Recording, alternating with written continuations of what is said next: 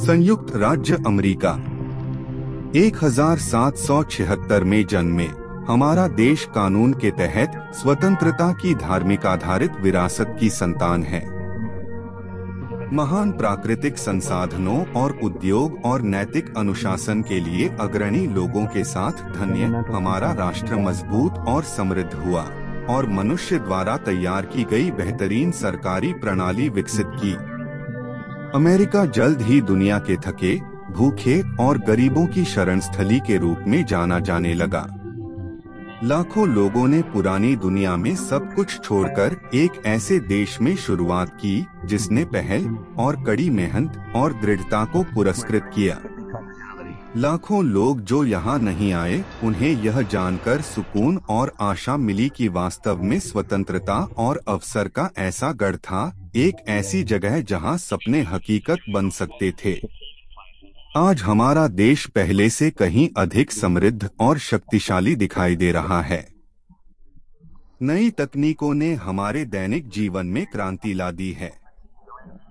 एक बार केवल अमीरों द्वारा आनंदित विलासिता सामान्य और बहुत सस्ती है। घर का स्वामित्व व्यापक है और हमारे लोगों को निरंतर आर्थिक विकास और समृद्धि की उम्मीद है। फिर भी अधिक से अधिक लोगों को यह एहसास हो रहा है कि वे केवल कुछ समय के लिए ही भौतिक रूप से समृद्ध हो सकते हैं, क्योंकि उनकी स्वतंत्रता कम हो रही है।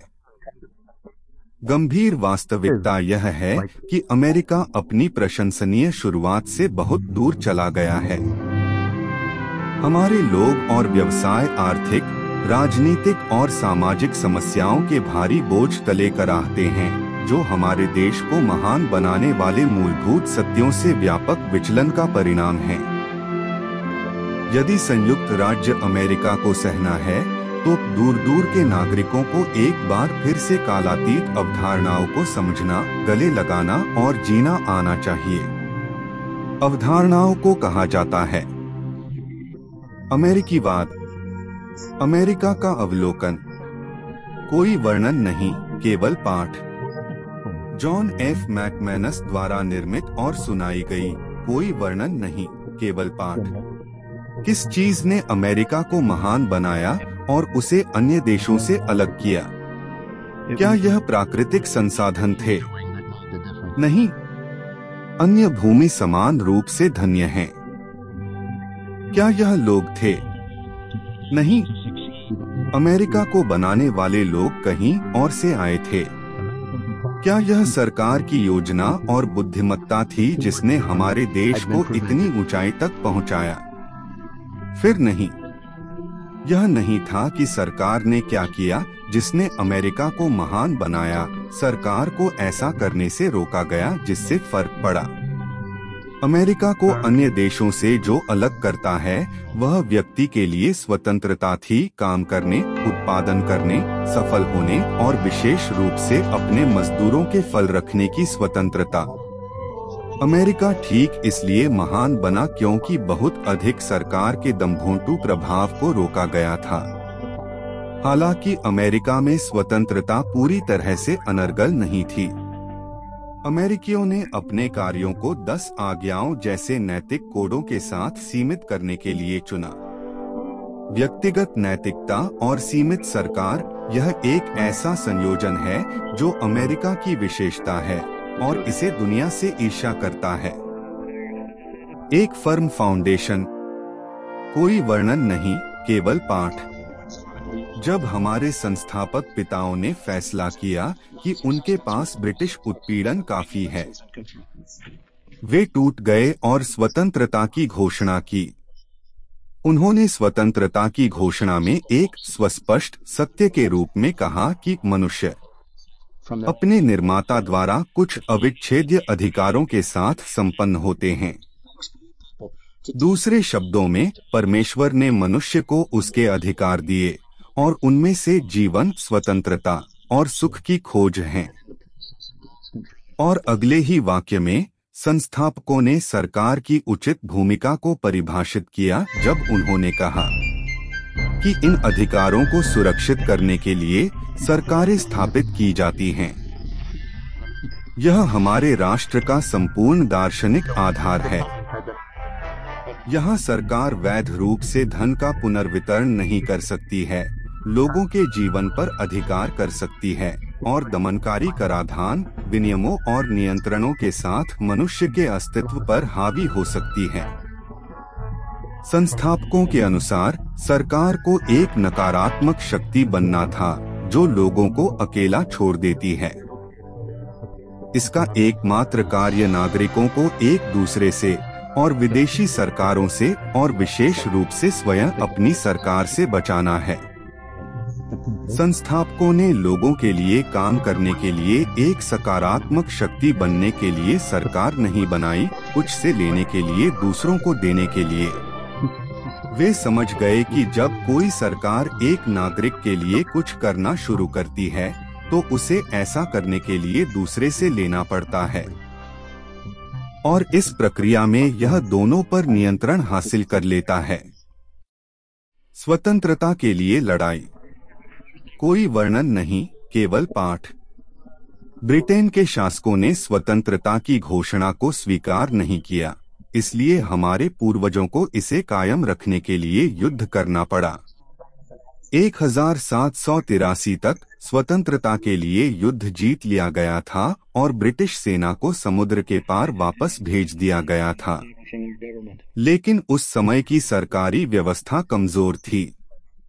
इसके पास राज्यों के बीच विवादों को निपटाने की शक्ति नहीं थी, न ही राष्ट्रीय रक्षा जैसी उचित जरूरतों के लिए कर लगाने की शक्ति थी। इसलिए 1787 में 13 राज्यों में से 12 के प्रतिनिधियों ने प्रणाली को संशोधित करने के लिए फिलाडेल्फिया में मुलाकात की और उन्होंने एक पूरी तरह से नई सरकारी संरचना का निर्माण किया जिसे संयुक्त राज्य के संविधान के रूप में जाना जाता है। घोषणा में गर्जने वाले दावों के साथ विश्वास रखते हुए संविधान को शासन करने के लिए लिखा गया था, सरकार लोगों को नहीं और राज्यों को नहीं, जिनमें से प्रत्येक अपनी स्वयं की संप्रभुता का ईर्ष्यापूर्ण अभिभावक था। संस्थापक क्रिया। सख्ती से सीमित शक्तियों के साथ एक केंद्र सरकार को टेढ़। इसने राज्यों को सबसे अच्छा राज्य बनने के लिए एक दूसरे के साथ प्रतिस्पर्धा करने के लिए स्वतंत्र छोड़ दिया। कम से कम कराधान और नियंत्रण वाला राज्य, जहां नागरिक एक व्यवसाय बनाना चाहते हैं और एक परिवार का पालन पोषण करना चाहते हैं। प्रतिस्पर्धा की भावना ने उत्कृष्टता पैदा की, जैसा कि ईमानदार प्रतिस्पर्धा हमेशा करती है। यह ध्यान रखना महत्वपूर्ण है कि संविधान को लोगों पर थोपा नहीं गया था। इसे अनुसमर्थन के लिए राज्यों को वापस भेज दिया गया था और कई संस्थापक पिताओं ने सरकार की इस नई प्रणाली को अपनाने के लिए साथ ही अमेरिकियों को मनाने के प्रयास में इसकी व्याख्या करते हुए निबंध लिखे। जेम्स मैडिसन, अलेक्जेंडर हैमिल्टन और जॉन जे द्वारा लिखे गए कुछ निबंधों को द फेडरलिस्ट पेपर्स के रूप में जाना जाता है। वे निबंध हमारी सरकार की स्थापना में संस्थापकों के इरादे के बारे में मूल्यवान अंतर्दृष्टि प्रदान करते हैं। आखिरकार सभी 13 राज्यों ने संविधान की पुष्टि की और फिर प्रत्येक ने पहले 10 संशोधनों की पुष्टि की, जिन्हें बिल ऑफ राइट्स के रूप में जाना जाता है, और आगे संघीय सरकार के हाथों को बांधते हैं। ये संशोधन वास्तव में अधिकारों के बारे में हैं, लेकिन यह बेहतर होता कि अधिकारों के विधेयक को सरकार पर सीमाओं के विधेयक का लेबल दिया जाता। क्यों? क्योंकि यह महसूस करना महत्वपूर्ण है कि अधिकारों के विधेयक ने कभी भी नागरिकों को कोई अधिकार नहीं दिया। इसका एकमात्र उद्देश्य सरकारी शक्ति को सीमित करके ईश्वर प्रदत्त अधिकारों की रक्षा करना था। संस्थापकों ने यहाँ तक जोर दिया कि कांग्रेस कोई कानून नहीं बनाएगी। भाषण, धर्म, प्रेस, विधानसभा, याचिका का अधिकार, हथियार रखने और सहन करने का अधिकार आदि के बारे में इन संशोधनों को सीधे तौर पर संघीय सरकार पर निर्देशित किया जाता है, व्यक्ति पर नहीं, राज्यों पर नहीं। वे अधिकांश 10 आज्ञाओं की तरह हैं, जो अनिवार्य रूप से तू नहीं करेगा।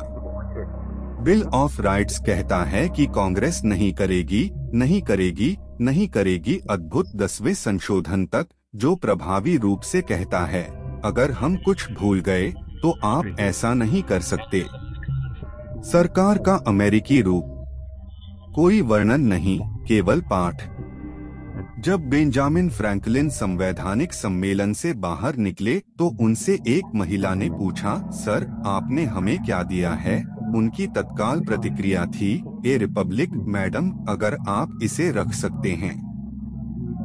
फिर भी अधिकांश अमेरिकियों को आज समझा दिया गया है कि हमारे देश की सरकारी व्यवस्था एक लोकतंत्र है, न कि गणतंत्र। अमेरिकीवाद और अमेरिकी प्रणाली को समझने के लिए इन दोनों के बीच का अंतर आवश्यक है।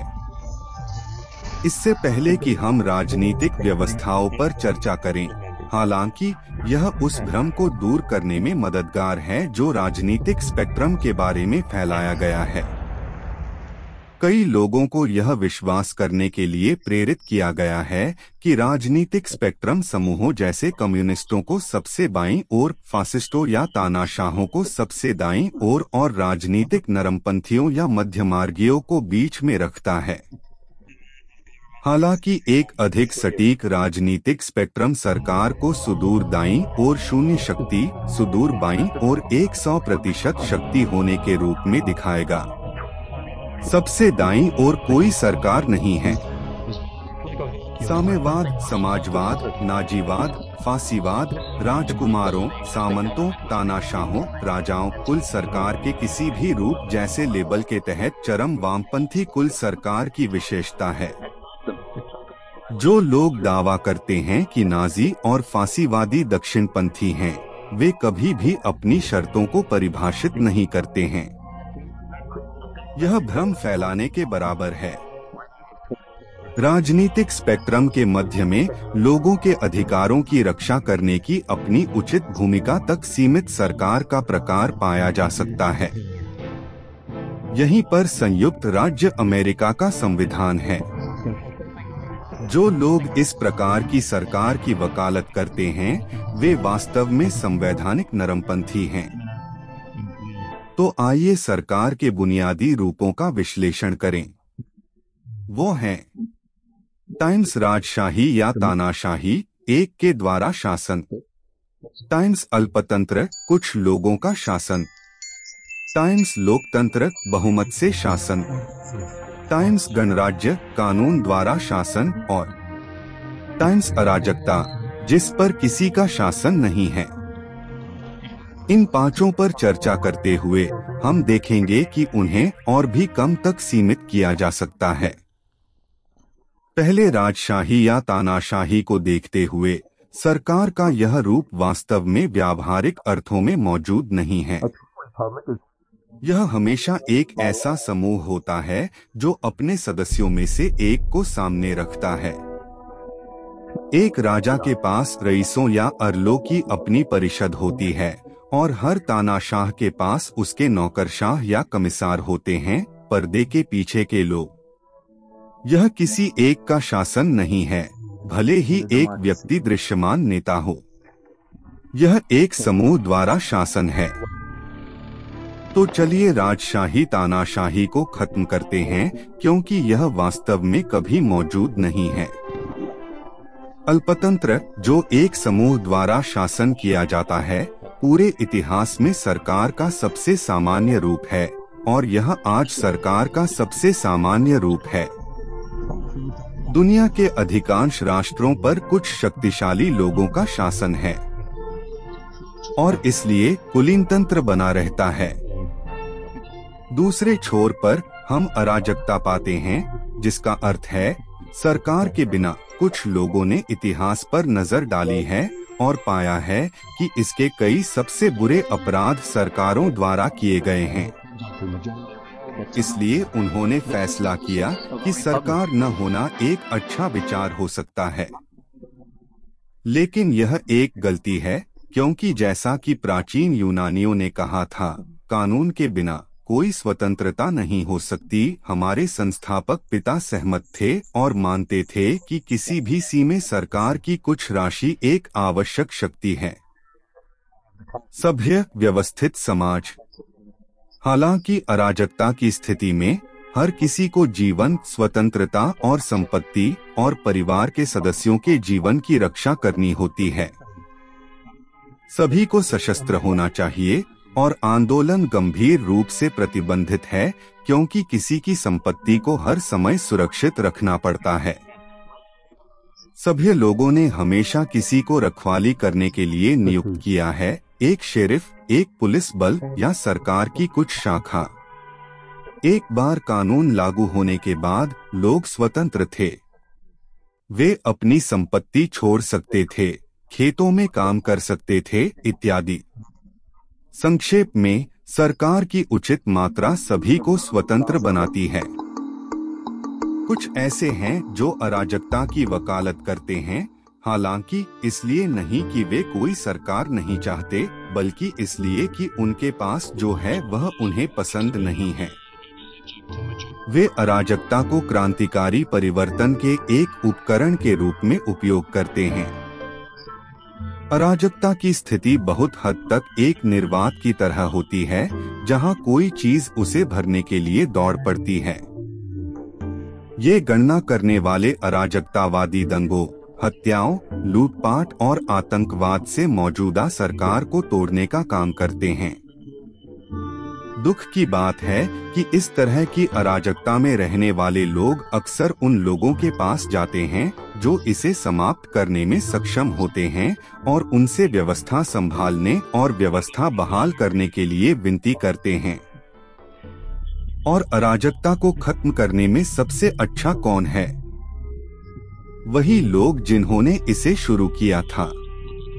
समस्या पैदा करने वाले अराजकतावादी फिर उनके द्वारा संचालित सरकार बनाते हैं, एक कुलीन तंत्र जहां उनके पास कुल शक्ति होती है। रूस में ठीक ऐसा ही हुआ, जिसके कारण लेनिन ने पूरी सत्ता अपने हाथ में ले ली, और जर्मनी में जहां हिटलर की भूरी शर्ट ने अराजकता पैदा कर दी जिसने उसे सत्ता में ला दिया। लेकिन अराजकता सरकार का एक स्थिर रूप नहीं है, यह किसी ऐसी चीज से एक त्वरित संक्रमण है जो सत्ता के भूखे लोगों द्वारा वांछित है। यह एक अस्थायी स्थिति है, और क्योंकि यह स्थायी नहीं है, हम इसे भी समाप्त कर देते हैं। डेमोक्रेसी शब्द दो ग्रीक शब्दों से मिलकर बना है, डेमोस जिसका अर्थ है लोग और क्रेटिन जिसका अर्थ है शासन करना। लोकतंत्र इसलिए का अर्थ है लोगों का शासन, बहुसंख्यक शासन। बेशक यह अच्छा लगता है, लेकिन मान लीजिए कि बहुमत किसी का घर या व्यवसाय या बच्चे छीनने का फैसला करता है। जाहिर है एक सीमा होनी चाहिए। लोकतंत्र में दोष यह है कि बहुमत संयमित नहीं है। यदि लोकतंत्र में आधे से अधिक लोगों को कुछ चाहने के लिए राजी किया जा सकता है, तो वे शासन करते हैं। गणतंत्र के बारे में क्या? वैसे यह लैटिन शब्द रेस से आया है, जिसका अर्थ है चीज, और पब्लिका जिसका अर्थ है सार्वजनिक। इसका अर्थ है सार्वजनिक वस्तु, कानून। एक सच्चा गणतंत्र वह है जहां लोगों को अकेला छोड़कर सरकार कानून द्वारा सीमित होती है। अमेरिका के संस्थापकों के पास लिखने के लिए एक साफ स्लेट थी। वे एक कुलीन तंत्र स्थापित कर सकते थे। वास्तव में कुछ ऐसे भी थे जो जॉर्ज वाशिंगटन को अपना राजा बनाना चाहते थे, लेकिन संस्थापक पिता इतिहास जानते थे और उन्होंने हमें गणतंत्र में कानून का शासन देना चुना, लोकतंत्र में बहुमत का शासन नहीं। क्यों? आइए ओल्ड वेस्ट की सेटिंग में अंतर प्रदर्शित करें। लोकतंत्र में लिंचिंग मॉब पर विचार करें। 35 घुड़सवारों ने एक अकेले बंदूकधारी का पीछा किया। वे उसे पकड़ लेते हैं और उसे फांसी देने के लिए एक के मुकाबले 35 वोट देते हैं। लोकतंत्र की जीत हुई है और अब एक बंदूकधारी कम है जिससे मुकाबला करना है। अब एक गणतंत्र में उसी परिदृश्य पर विचार करें।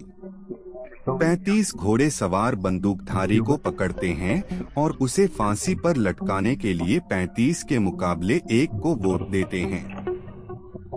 लेकिन शेरिफ आता है और वह कहता है, तुम उसे मार नहीं सकते।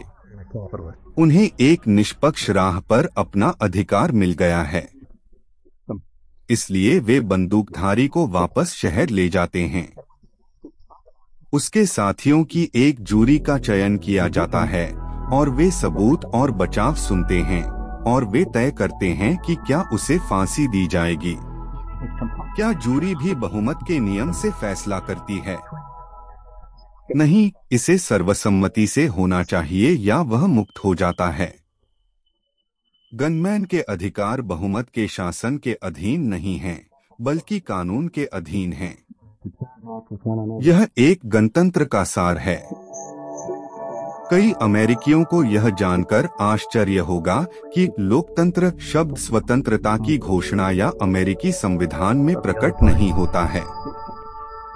न ही यह 50 राज्यों के किसी भी संविधान में प्रकट होता है।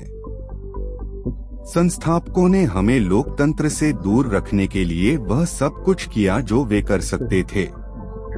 जेम्स मैडिसन, जिन्हें संविधान के पिता के रूप में जाना जाता है, ने द फेडरलिस्ट पेपर्स के निबंध #10 में लिखा है, लोकतंत्र हमेशा अशांति और विवाद का चश्मा रहा है, कभी व्यक्तिगत सुरक्षा या संपत्ति के अधिकारों के साथ असंगत पाए गए हैं और आम तौर पर उनके जीवन में उतना ही छोटा रहा है जितना कि वे अपनी मृत्यु में हिंसक रहे हैं।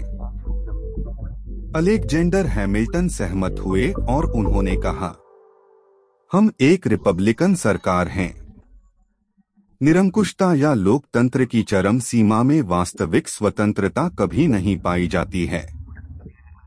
स्वतंत्रता की घोषणा के एक हस्ताक्षरकर्ता शमूएल एडम्स ने कहा, लोकतंत्र कभी भी लंबे समय तक नहीं रहता है। यह बहुत जल्द ही बर्बाद, समाप्त हो जाता है और स्वयं को खत्म कर देता है। संस्थापकों के पास लोकतंत्र को अवमानना की दृष्टि से देखने का अच्छा कारण था, क्योंकि वे जानते थे कि प्रारंभिक ग्रीक शहर राज्यों में लोकतंत्रों ने सरकार की कुछ कल्पनाशील ज्यादतियों का उत्पादन किया था।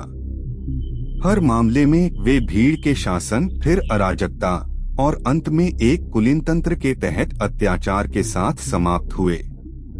ग्रीस में उस अवधि के दौरान सोलोन नाम का एक व्यक्ति था जिसने कानून के एक निश्चित निकाय के निर्माण का आग्रह किया जो बहुसंख्यकों की सनक के अधीन नहीं था।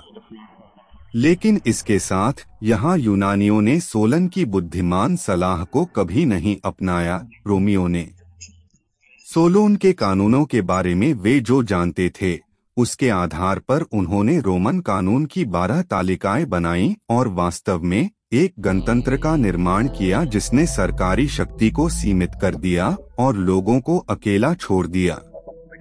चूंकि सरकार सीमित थी, लोग इस समझ के साथ उत्पादन करने के लिए स्वतंत्र थे कि वे अपने श्रम का फल रख सकते हैं। कालांतर में रोम धनी और दुनिया का ईर्ष्यालु बन गया। हालांकि बहुतायत के बीच में रोमन लोग भूल गए कि स्वतंत्रता क्या है।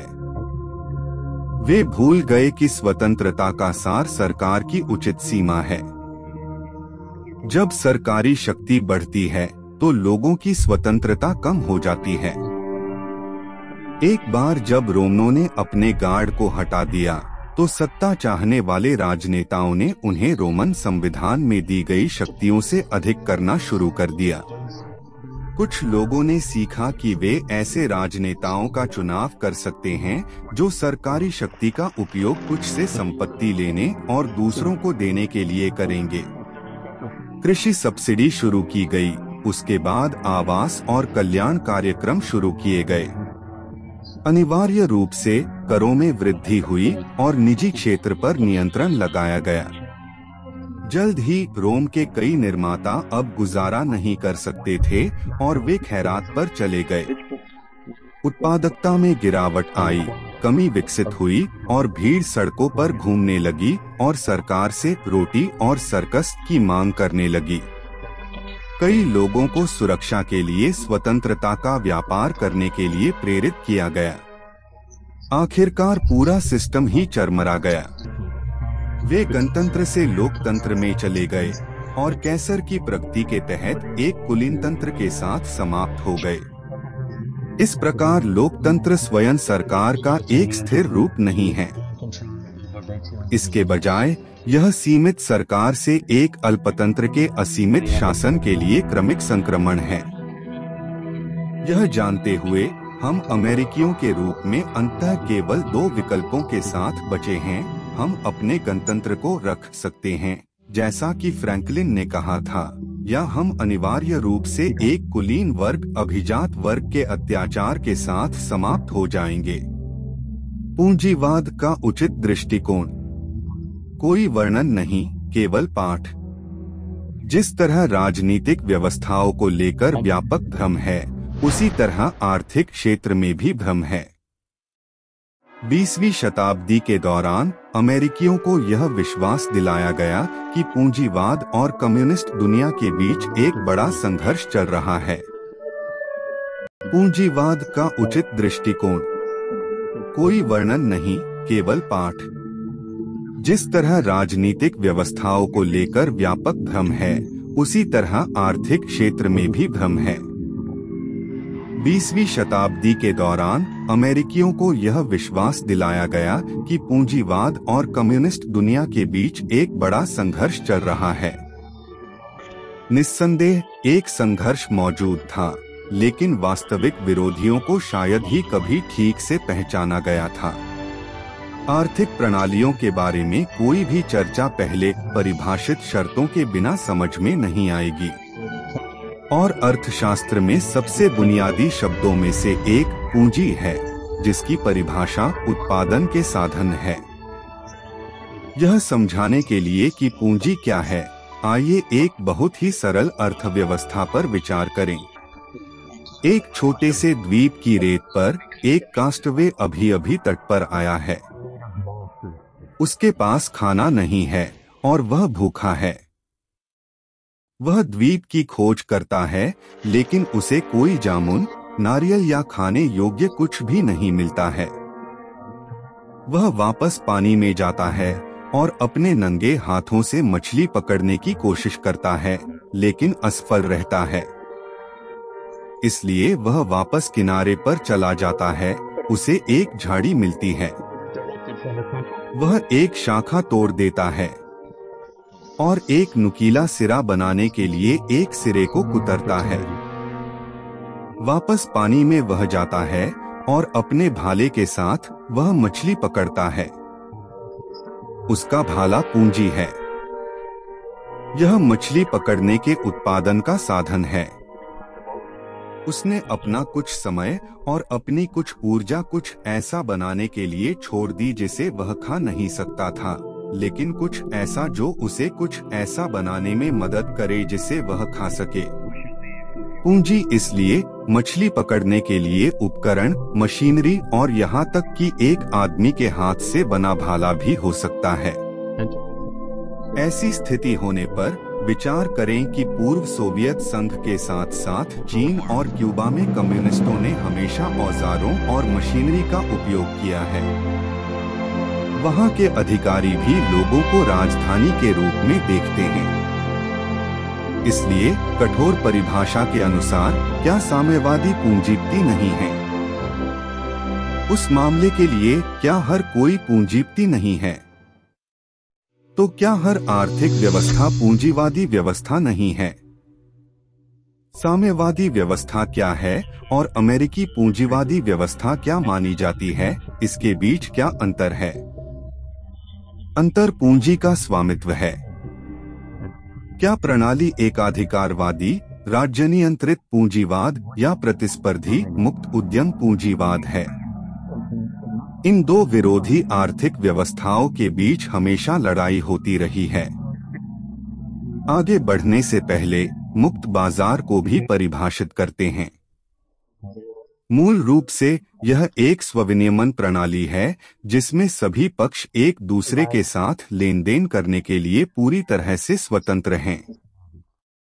लेकिन जहां बल प्रयोग, धोखाधड़ी या चोट एक पक्ष को नुकसान पहुंचाती है, वहां सरकार की भूमिका केवल उन लोगों को दंडित करने की होती है जो ऐसे अपराध करते हैं और दूसरे पक्ष के अधिकारों की रक्षा करते हैं। यह मुक्त बाजार की अखंडता की रक्षा करता है या मुक्त उद्यम प्रणाली इसमें हस्तक्षेप किए बिना। निजी संपत्ति शब्द को भी स्पष्टीकरण की आवश्यकता है। निजी स्वामित्व और संपत्ति के नियंत्रण के लिए मुक्त उद्यम प्रणाली में एक प्रमुख घटक है। संपत्ति के स्वामित्व को पूर्ण और पूर्ण होने के लिए इसके चारों पहलुओं को पूरा करना होगा। ये हैं शीर्षक, नियंत्रण, उपयोग और किसी व्यक्ति के पास जो कुछ भी है उसका निपटान करने की क्षमता। एक मुक्त बाजार अर्थव्यवस्था में ये पहलू अनर्गल हैं जब तक कि मालिक वैध अधिकारों और दूसरों के दावों का उल्लंघन नहीं करता है। समर्थक का सही स्वामित्व, प्रॉपर्टी और फ्रीडम साथ साथ चलते हैं, उनके पास हमेशा होता है। अब पूंजीवाद की दो प्रणालियों की तुलना करते हैं। प्रतिस्पर्धी मुक्त उद्यम प्रणाली में पूंजी या संपत्ति निजी तौर पर स्वामित्व और निजी तौर पर नियंत्रित दोनों होती है। एकाधिकार प्रणाली में पूंजी का स्वामित्व निजी तौर पर या राज्य द्वारा पूरा किया जा सकता है। लेकिन इससे भी महत्वपूर्ण बात यह है कि पूंजी को राज्य द्वारा नियंत्रित किया जाता है या कुछ अभिजात वर्ग द्वारा जो राज्य को नियंत्रित करते हैं। कम्युनिस्ट मैनिफेस्टो, जिसमें सभी कम्युनिस्टों और सभी समाजवादियों के लिए मूल कार्यक्रम शामिल है, स्पष्ट रूप से निजी संपत्ति के विनाश और उन्मूलन का प्रचार करता है। कार्ल मार्क्स पूंजी को नियंत्रित करने की शक्तियों को समझते थे और इसलिए सभी कम्युनिस्ट और समाजवादी हैं जिन्होंने कभी मार्क्स को अपने नेता के रूप में देखा और अब भी देखते हैं। राज्य नियंत्रित पूंजीवाद का परिणाम उच्च कीमतों और निम्न गुणवत्ता में होता है। आखिरकार कोई एकाधिकार अगर कोई प्रतिस्पर्धा नहीं है तो सुधार करने का प्रयास क्यों करेगा? दूसरी ओर दुनिया भर में ईमानदार, मितव्ययी और कड़ी मेहनत करने वाले निर्माता सभी के लिए प्रतिस्पर्धी मुक्त उद्यम प्रणाली पसंद करते हैं। यहाँ कम कीमत और उच्च गुणवत्ता प्रबल होती है क्योंकि विभिन्न प्रकार के उत्पादक ग्राहकों की व्यापक मात्रा को आकर्षित करने की कोशिश करेंगे। प्रतिस्पर्धा का परिणाम उत्कृष्टता में होता है और हमेशा होता है। जिस तरह राजनीतिक स्पेक्ट्रम सरकार की शक्ति की सीमा को दर्शाता है, उसी तरह हम विभिन्न आर्थिक प्रणालियों को दूसरे स्पेक्ट्रम के साथ भी प्लॉट कर सकते हैं। बाजार में सरकारी नियंत्रण के ये रूप पूरी तरह से मुक्त बाजार के विपरीत हैं। पिछली शताब्दी या उसके बाद मूल रूप से आर्थिक स्पेक्ट्रम के सबसे बाईं ओर राज्य नियंत्रित अर्थव्यवस्थाओं के चार रूप रहे हैं: फासीवाद, नाजीवाद, समाजवाद और साम्यवाद। प्रत्येक में सरकार पूंजी को नियंत्रित करती है। इनमें से अंतर यह है कि सरकार के पास कितना स्वामित्व या नियंत्रण है। एक फासीवादी व्यवस्था में कागज पर सरकार के पास व्यवसाय नहीं होता है, लेकिन यह उन्हें नियंत्रित करता है।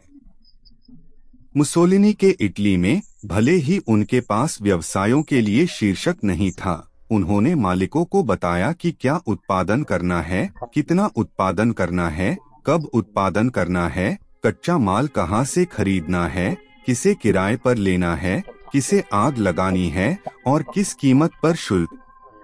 बाकी उन्होंने कहा उनके ऊपर था। फासीवादी व्यवस्था अन्य राज्य नियंत्रित प्रणालियों की तुलना में अधिक कुशल है क्योंकि इसके तहत रहने वाले लोग सोचते हैं कि वे अभी भी अपने व्यवसाय के मालिक हैं। दुकानदार मशीनरी के रखरखाव, कर्मचारियों के संबंध, इमारत की रंगाई पुताई आदि से खुद को सरोकार रखते हैं। लेकिन सरकार कराधान और विनियमों की एक श्रृंखला के माध्यम से मालिकों को नियंत्रित करती है।